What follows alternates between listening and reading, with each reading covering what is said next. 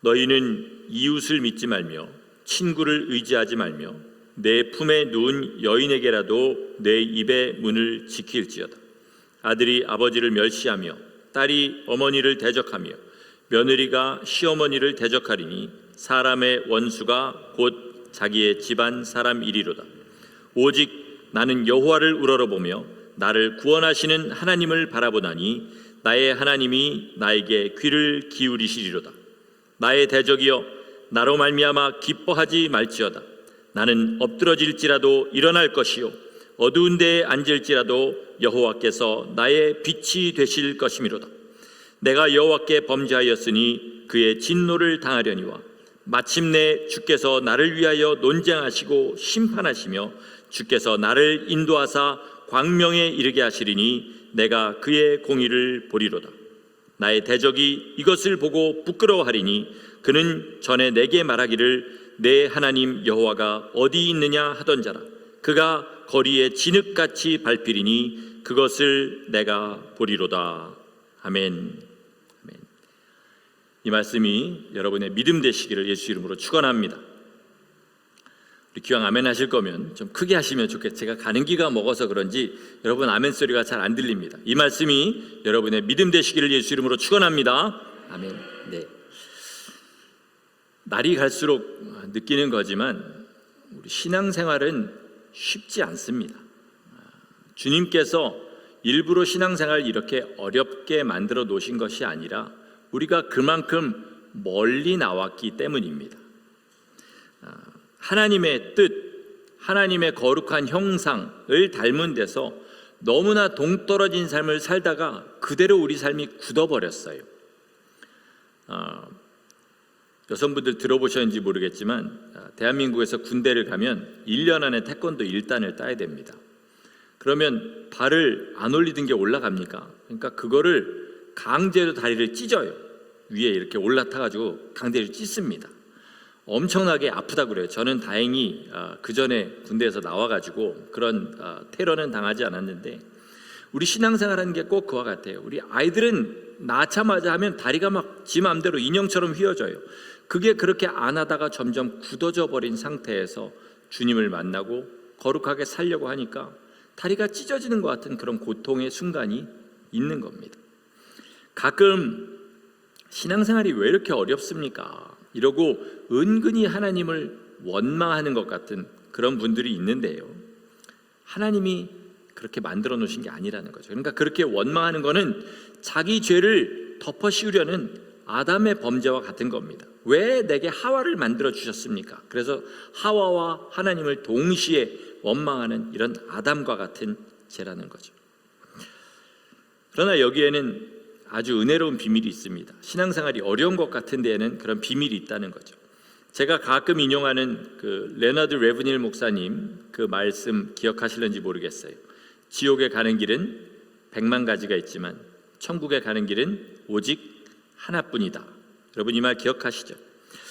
예수님을 알고 그의 공로를 믿고 그리고 주님을 따라가는 것이 지옥의 형벌을 면하고 천국에 가는 길입니다. 예수님을 내 생명처럼 사랑하고 그를 따라가는 것이 예수님의 영광에 이르는 길입니다.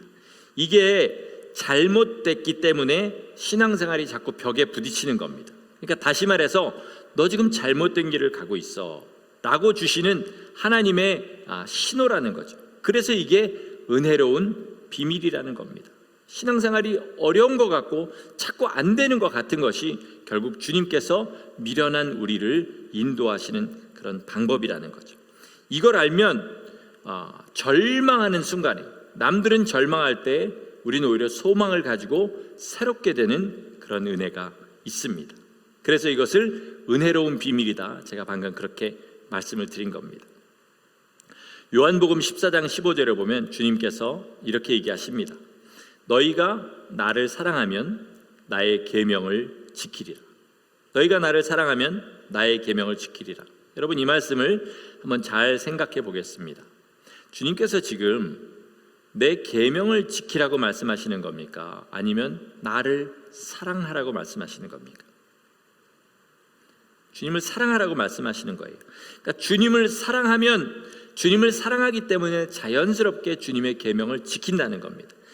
그리스도를 사랑하는 사람이 그리스도의 사람답게 살아가는 겁니다. 그렇지 않은 것을 율법적인 신앙생활이라고 그러죠. 저는 그동안 이제 신앙생활 하면서 잘 안 될 때마다, 뭐에 부딪힐 때마다 성령님의 역사와 사람의 순종의 그 관계에 대해서 고민을 하게 되었어요. 갈라디아서 2장 20절 말씀을 이렇게 보면, 이제는 내 안에 내가 산 것이 아니요 오직 예수 그리스도께서 사신 것이라, 이런 말씀이 있지 않습니까? 이 말씀을 어떻게 생각하면 자꾸 제 마음이 혼란스럽게 되는 거예요. 내 안에 예수님이 계시면 나는 도대체 왜 이럴까? 혹시 내 안에 예수님이 안 계신 것 아닌가? 처음부터 계신 적이 없었는데 나 혼자 그렇게 착각한 거 아닌가? 그런 생각을 하게 되는 거죠. 또는 이런 생각도 들어요. 그럼 주님이 내 안에 계셔서 사시면 그럼 나는 아무것도 안 해도 주님이 알아서 다 하시는 거 아닌가? 이런 생각도 들어갑니다. 여러분도 그런 혼란이 있을 줄 믿습니다. 도대체 나는 주님이 내 안에 계시다고 하는데 왜 이렇게밖에 살 수 없을까라는 생각을 하게 되죠. 주님이 우리에게 구원을 베푸신 것, 은혜를 주신 것은 소망이에요. 그렇죠? 그런데 내 현실을 보는 것은 너무 절망입니다.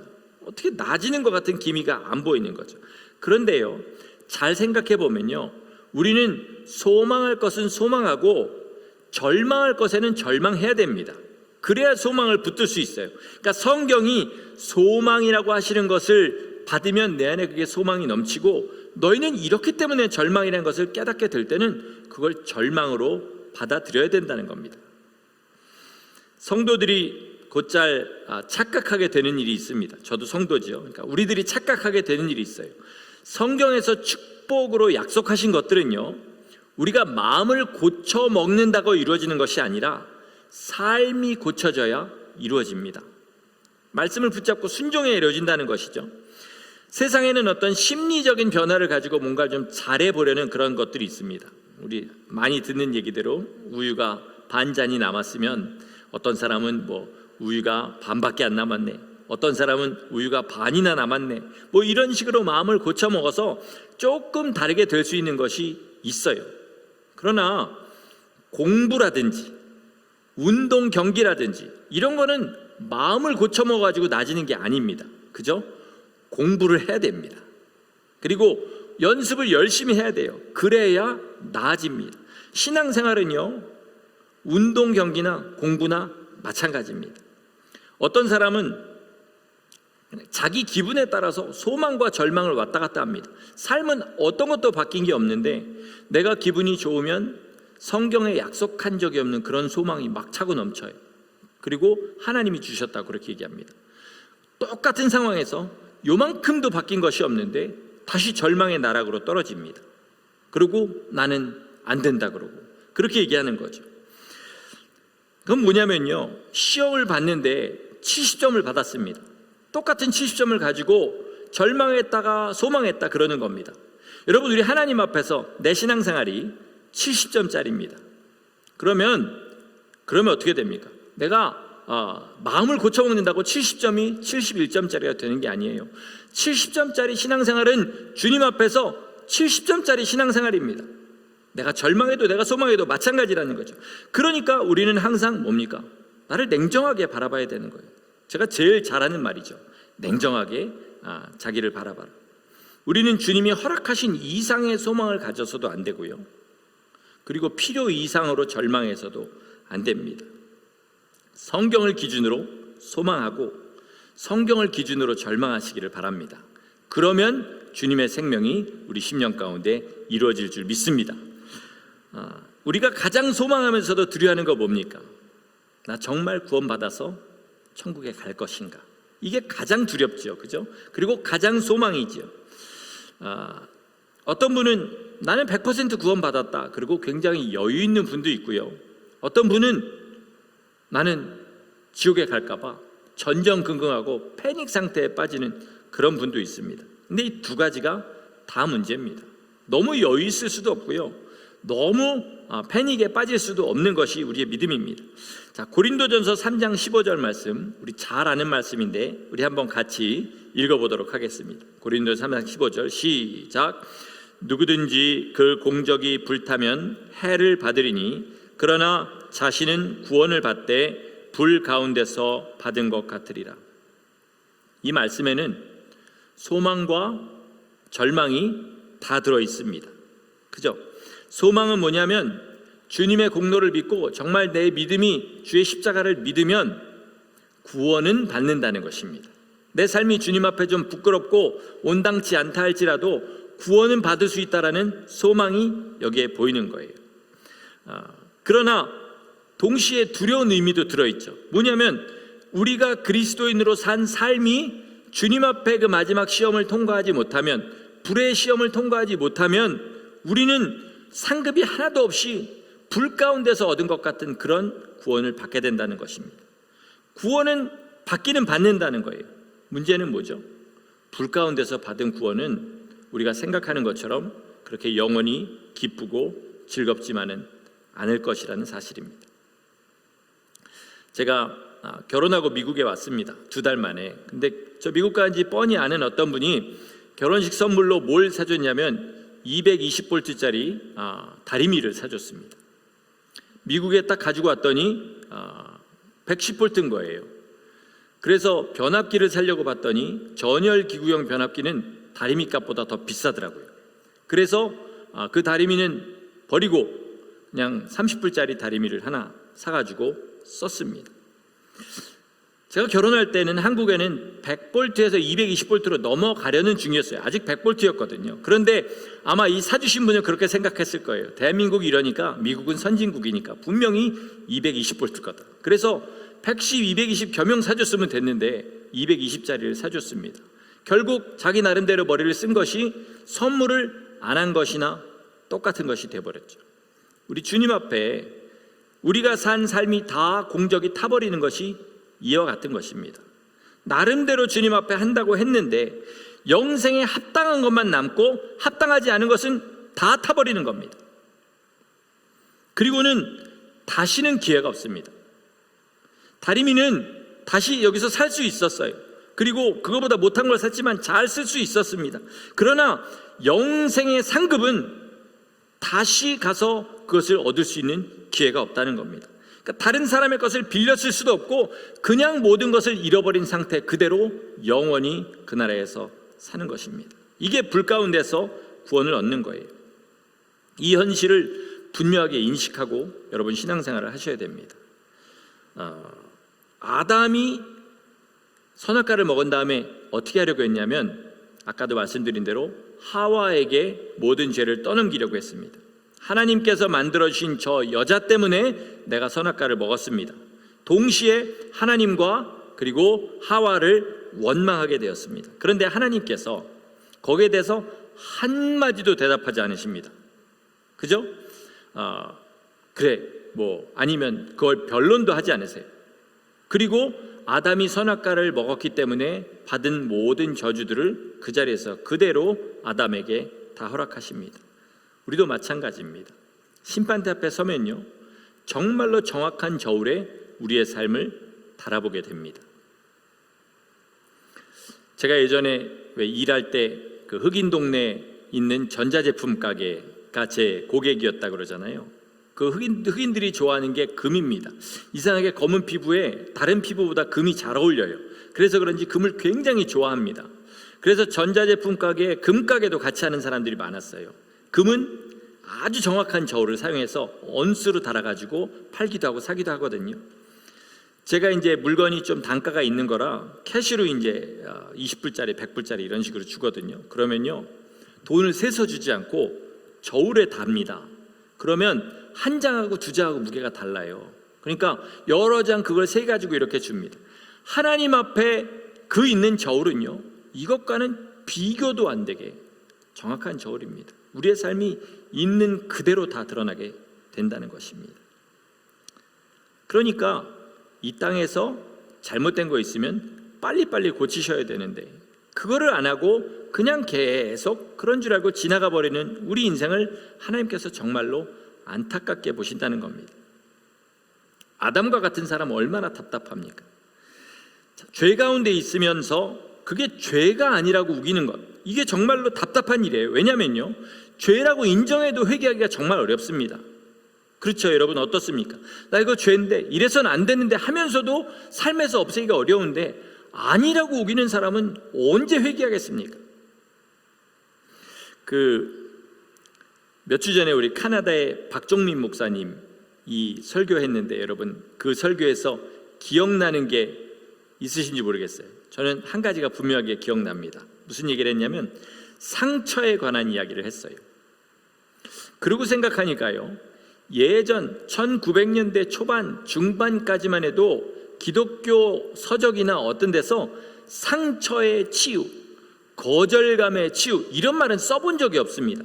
근데 갑자기 1980년대 이후부터 물밀듯이 그런 이야기들을 하기 시작하는 거예요. 그만큼 신앙생활이 하나님의 영광에서 개인의 문제로 그렇게 타락해버렸다는 뜻이겠지요. 하여튼 여러분 잘 보세요. 우리는 상처받았다는 표현을 굉장히 많이 써요. 그죠? 쓴 뿌리 이런 이야기들 굉장히 많이 씁니다.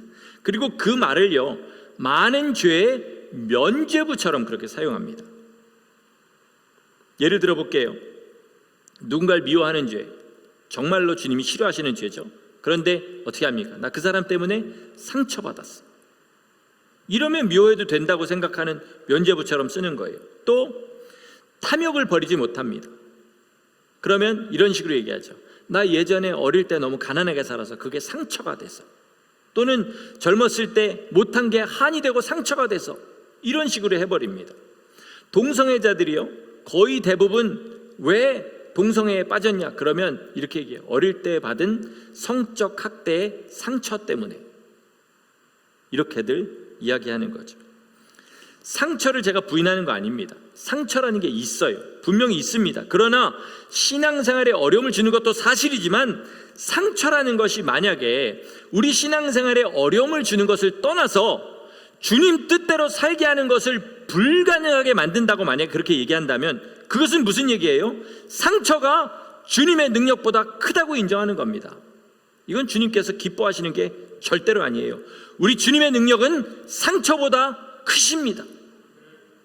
그러므로 우리의 말과 생각을 믿음의 것으로 바꿔야 돼요. 어떻게 해요? 상처가 있지만, 상처가 되었지만 십자가의 능력으로 치유할 수 있습니다. 이렇게 고백하고 나가시기를 예수 이름으로 축원합니다.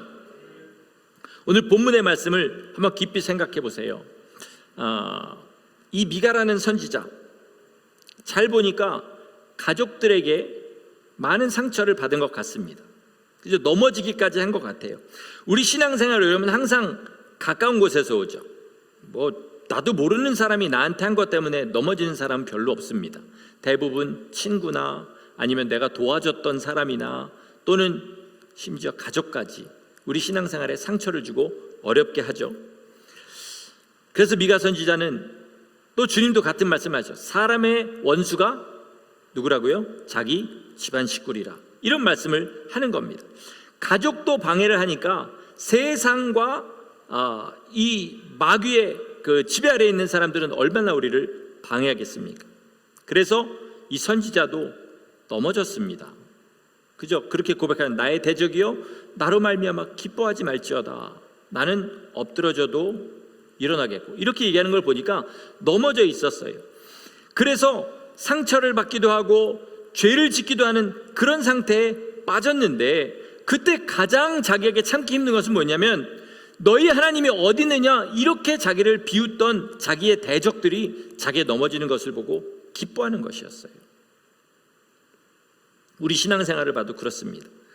참 서 있는 시간보다는 넘어져 있는 시간이 더 긴 것 같은 그런 생각이 드는 게 우리의 신앙생활이죠. 그럴 때 마귀가 우리의 심령 가운데 비웃고 회방합니다. 거봐, 너는 안 돼. 넌 안 돼. 다른 사람 죄는 별거 아니라 다 용서받아도 네 죄는 절대로 용서 못 받아. 그러니까 포기하고 어차피 지옥 갈 거 그냥 세상을 즐겨. 이런 식으로 마귀가 계속해서 비웃는 거죠. 미가 선지자는 이런 상황이 닥칠 때 이렇게 고백했습니다. 8절 우리 같이 한번 크게 해보겠습니다. 시작. 나의 대적이여 나로 말미암아 기뻐하지 말지어다. 나는 엎드러질지라도 일어날 것이요 어두운 데에 앉을지라도 여호와께서 나의 빛이 되실 것이미로다. 아멘. 이것이 우리의 고백이 되시기를 축원합니다. 우리는 주님께서 우리 안에 계시다는 사실을 분명히 알아야 됩니다. 동시에 주님께서 우리 안에 계시다는 것이 무엇인지 바로 이해해야 돼요. 주님께서 우리 안에 계시면요 저절로 신앙생활을 잘하게 되는 것이 아닙니다.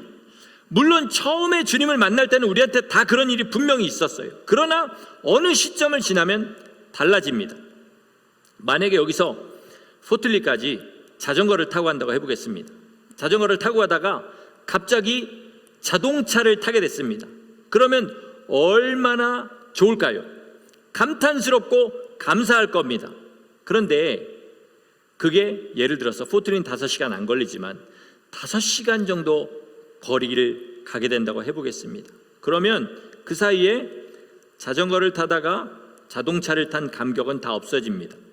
그리고 자동차가 원래 자기가 처음부터 탔던 것인 것 마냥 그렇게 생각이 되죠. 그리고 어느 정도 시간이 되면 그것마저도 피곤해지기 시작합니다. 주님께서 우리 심령에 처음 오셨을 때 여러분 다 경험해 보셨을 줄 믿습니다. 정말 발이 땅에 닿지 않는 것 같았죠. 저절로 신앙생활이 막 됐습니다. 막 순종이 저절로 지나가고 날마다 주님 앞에 나가는 것이 너무나 기쁘게 느껴졌어요. 그런데 어느 순간이 지나지 않습니까? 그럼 사도 바울도 뭐라고 고백하냐면 내가 내 몸을 쳐서 복종하더라. 이렇게 만들 정도로 힘든 시기가 모든 사람한테 닥치게 돼요. 주님께서 우리를 떠나신 것입니까? 아니고요. 어느 순간부터 주님이 너무 우리에게 익숙해져 버린 겁니다. 서신서들을 읽어보면 반은 뭐예요? 주님이 어떤 분이신지 가르치고요. 반은 우리가 어떻게 살아야 되는지를 가르칩니다. 산상수훈의 말씀을 비롯한 모든 주님의 말씀도 우리가 어떻게 살아야 되는지를 가르치고 주님이 어떤 분이신지를 가르칩니다. 이게 무슨 말이냐면요, 이대로 살아야 한다는 것이고요, 이 삶을 가지고 주님 앞에 서야 된다는 것입니다. 다시 말해서 우리가 해야 될 분량이 있다는 것입니다. 그게 상의된다는 거예요. 이게 쉽지 않기 때문에 우리는 모두 어느 순간에 신앙생활이 힘들어지고 넘어지는 그런 일을 겪게 됩니다. 여러분 지금 넘어져 계십니까? 비정상적인 일은 아닙니다. 그러나 동시에 절대로 자랑스러운 일도 아니에요. 주님 앞에 넘어져서 울고 있는 것이 주님이 불쌍히 여기시기는 하지만 누구에게도, 특별히 주님께도 자랑스러운 일은 아닙니다. 다시 말해서 누구나 겪는 일이긴 하지만 이거를 어떻게 넘기느냐가 우리의 영생을 좌우하게 된다는 말입니다. 죄를 지으면요 너무 부끄럽죠. 너무 부끄럽습니다. 내가 이거밖에 안 되는 인간인가? 너무 배은망덕하게 느껴지고 막 살고 싶은 생각이 없어지죠. 그죠? 여러분 그렇죠? 하나님 앞에 부끄러운 죄를 졌을 때 이대로 그냥 지옥만 안 가면 이대로 그냥 삶이 끝났으면 좋겠다, 막 이런 생각까지 들 정도가 되죠. 그러면 제가 묻겠습니다. 그런 생각이 들면요 여러분 신앙생활 포기하실 겁니까? 그렇게 안 되잖아요. 그죠? 포기할 걸 포기해야지. 포기할 걸 포기해야죠. 주님께서 우리에게 생명 주셔서 하늘의 상급을 쌓을 수 있는 기회를 주셨는데 그까지가 원래 죄인으로 태어나서 할 수 없이 죄에 빠진 그것 때문에 신앙생활 포기하실 거냐는 거죠. 절대로 그렇게는 못합니다. 그러니까 죄를 지을 때마다 답은 정해진 거예요. 뭐죠? 최대한 빨리 주님의 은혜를 힘입고 일어나는 것입니다. 이게 정답입니다. 우리가 빛 한 점 들지 않은 어두운 곳에 갇힌 것 같다 할지라도 여호와께서 나의 빛이 되실 것이요 라고 담대하게 선포하는 것이 우리의 정답이라는 것입니다. 주님께서 나를 사랑하는 자는 내 계명을 지킬 것이다 라고 말씀하셨어요.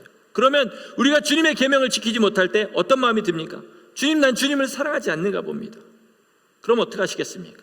주님 사랑하는 거 포기하시겠습니까?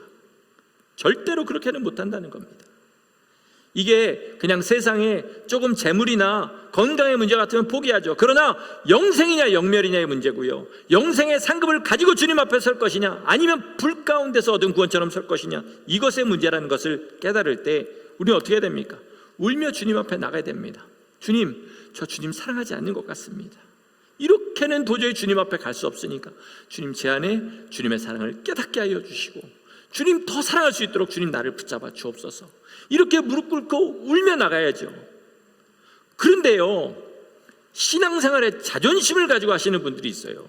여러분, 진짜 신앙생활의 자존심은요 1센트의 가치도 없는 겁니다. 내가 20년 신앙생활 했으니까, 그런데 어떻게 창피하게 이런 고백을 하냐? 아니요, 20년 아니라 200년을 신앙생활 했어도 아닌 건 아닌 겁니다. 주님 앞에 가져갔을 때 아닌 건 아닌 거예요. 그러니까 아닌 건 아니라고 하셔야죠. 그런데요, 우리들은 다 이상한 자존심을 가지고 있습니다. 저는 목사지만 여러분한테 부끄럽지 않으려고 노력은 하지만 신앙의 자존심은 없습니다. 자랑처럼 들리실지 모르겠지만 진짜 자존심이 없어요. 왜 자존심이 없냐면 자존심에 내세울 게 없어요. 그냥 세상 말로 쥐뿔도 없습니다. 그러니까 제 상태를 제가 아니까 자존심 같은 거 없어요, 신앙생활에. 여러분도 그러셔야 됩니다. 자존심 없으셔야 돼요. 하나님 앞에 회개할 때는 그냥 내가 오늘 처음 신앙생활 시작하는 사람도 안 지을 그런 죄를 졌다 할지라도 그거 죄라고 주님 앞에 고백하고 나가셔야 되는 거예요. 오늘 본문 마지막 2절에 우리의 소망이 있습니다. 여러분 잘 보세요. 죄인인 우리가 정말로 주님 앞에 소망을 가지만한 말씀이에요. 제가 읽겠습니다. 내가 여호와께 범죄하였으니 그의 진노를 당하려니와. 범죄한 사람은 주님의 진노를 당합니다. 마침내 주께서 나를 위하여 논쟁하시고 심판하시며 주께서 나를 인도하사 광명에 이르게 하시리니 내가 그의 공의를 보리로다. 아멘. 나의 대적이 이것을 보고 부끄러워하리니 그는 전에 내게 말하기를 내 하나님 여호와가 어디 있느냐 하던 자라.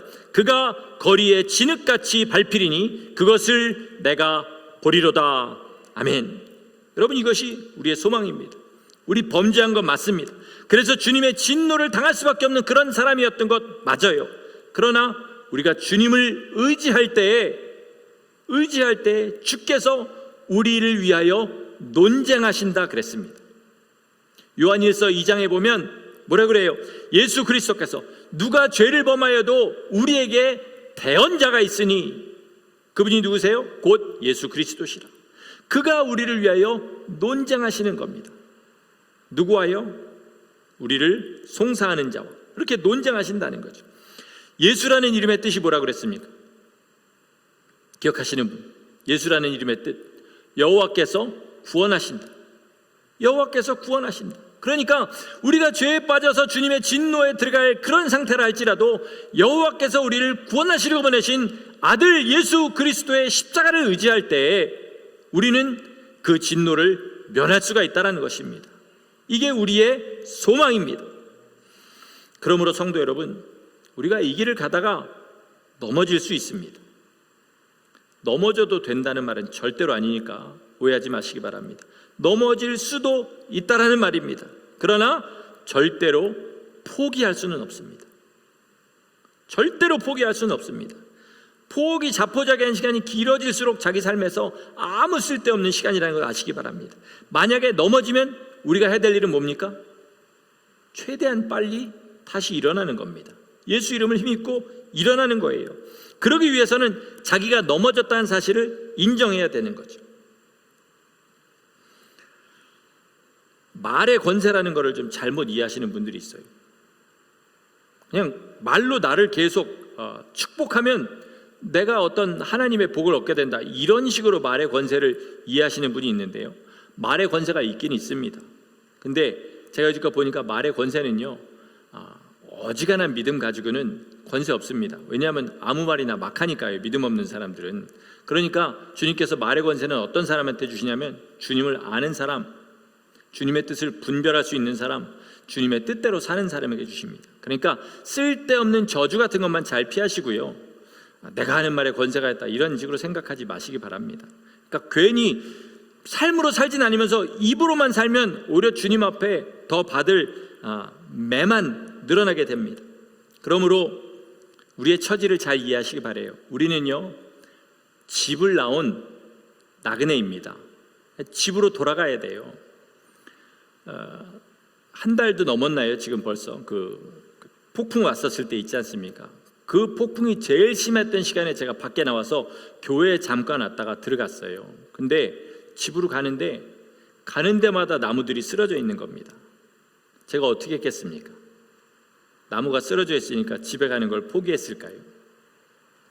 무슨 수를 써서라도 하여튼 새길에 골목길 다 찾아가지고 결국은 집에 들어갔습니다. 우리도 마찬가지입니다. 가다가 나무가 엄청나게 큰 게 쓰러져 있었어요. 여러 개가. 그래도 별짓을 해서 집에 간 것처럼 우리는요, 삶을 살다가 죄가 우리를 가로막고 세상의 어려움이 우리를 가로막고 코로나 바이러스가 우리를 가로막고 그리고 이 다음에 오는 어떤 경제적인 환란들이 우리 심령을 어렵게 한다 할지라도 그것들을 분명하게 이기하시는 주님의 힘을 의지하고 무슨 수를 써서라도 주님 앞에 가야 됩니다.